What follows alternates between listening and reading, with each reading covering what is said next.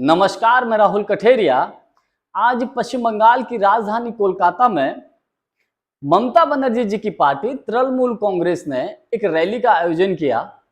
इस रैली में लाखों की संख्या में लोग पहुंचे थे और विशेष बात यह थी कि ममता बनर्जी जी ने अखिलेश यादव जी को मुख्य अतिथि के तौर पर इस रैली में बुलाया था। तो अखिलेश यादव जी ने टीएमसी के मंच से खुलेआम मोदी सरकार को चुनौती दे दी है। अखिलेश यादव जी ने खुलेआम मोदी सरकार को ललकार दिया है कोलकाता से। आज अखिलेश यादव जी की ललकार से भारतीय जनता पार्टी में या यूं कहें कि एनडीए में भगदड़ मच गई है, बवाल मच गया है, बवंडर मच गया है। तो क्या कुछ कहा है अखिलेश यादव जी ने आज, मैं उसी पर और अधिक चर्चा करूं। लेकिन उससे पहले अभी तक यदि आपने हमारे चैनल को सब्सक्राइब नहीं किया है तो सब्सक्राइब जरूर कर लीजिए और घंटी के बटन को जरूर दबा दीजिए। देखिए, टीएमसी की शहीद दिवस रैली थी आज कोलकाता में। अखिलेश यादव जी ने टीएमसी के मंच से मोदी सरकार को खुलेआम चैलेंज करते हुए ये बोला है कि ये सरकार अधिक दिनों तक चलने वाली नहीं है।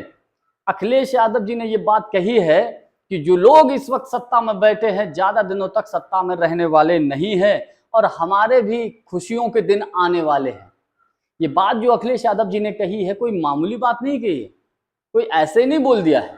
क्योंकि अखिलेश यादव जी का पीडीए का जो फार्मूला है वो उत्तर प्रदेश में तो कारगर हुआ ही है।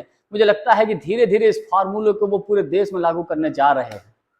और आज के उनके भाषण से मैं ये मानता हूं कि एनडीए में बहुत कुछ हलचल देखने को मिल रही है। एक खबर ऐसी भी है कि शायद अभी मैं इसकी पुष्टि नहीं कर रहा हूं कि जयंत चौधरी जी और जीतन राम मांझी जी आज चूंकि बीजेपी की तरफ से सर्वदलीय बैठक बुलाई गई थी तो इस बैठक में नहीं पहुंचे हैं।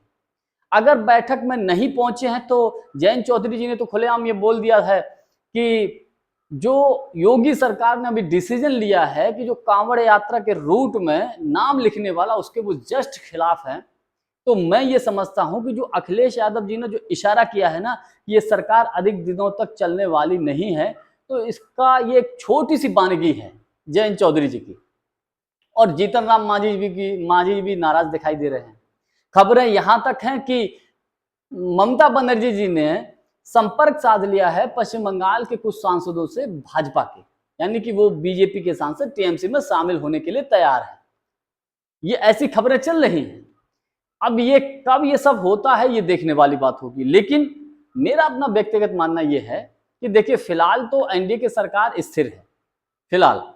लेकिन चूंकि अभी जो महाराष्ट्र में और हरियाणा में विधानसभा के चुनाव होने जा रहे हैं, अगर हरियाणा और महाराष्ट्र में विधानसभा के चुनाव में इंडिया गठबंधन जीत जाता है तो मैं ये मान सकता हूं कि हाँ, भारतीय जनता पार्टी की सरकार पर, दिल्ली की सरकार पर, मोदी जी की सरकार पर खतरा पैदा हो सकता है। और अगर इंडिया गठबंधन इन दोनों राज्यों में हार जाता है तो मुझे ऐसा नहीं लगता है कि शायद मोदी जी की सरकार के लिए कोई खतरा पैदा होगा। लेकिन अगर इंडिया गठबंधन मजबूत होता है, उत्तर प्रदेश में 10 सीटों पर उपचुनाव होने जा रहा है, अगर 10 की 10 सीटें इंडिया गठबंधन जीत लेता है या 70 से 80% स्ट्राइक रेट रहता है, तो मैं ये समझता हूं कि भारतीय जनता पार्टी की सरकार के लिए एक खतरे की घंटी होगी। और अखिलेश यादव जी का आज का भाषण तो सोशल मीडिया पर छा गया है। जानकारी हमारी आपको कैसी लगी कमेंट्स करके हमको जरूर बताएं। बहुत बहुत धन्यवाद। नमस्कार।